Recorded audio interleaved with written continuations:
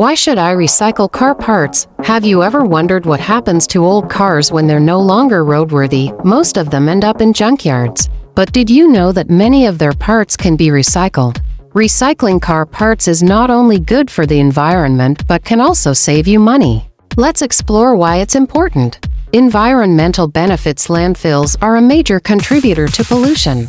When cars are simply dumped in landfills, their harmful substances can leach into the soil and groundwater. Recycling car parts helps to reduce the amount of waste that ends up in landfills.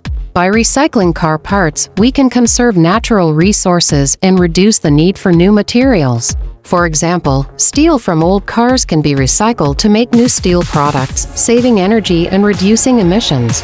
Economic benefits. Recycling car parts can also save you money. Used car parts are often significantly cheaper than new ones, making them a great option for those on a budget.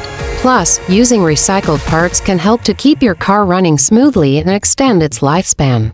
How to recycle car parts. Recycling car parts is easy. Many junkyards and auto repair shops accept old car parts. You can also check with your local recycling center to see if they accept car parts.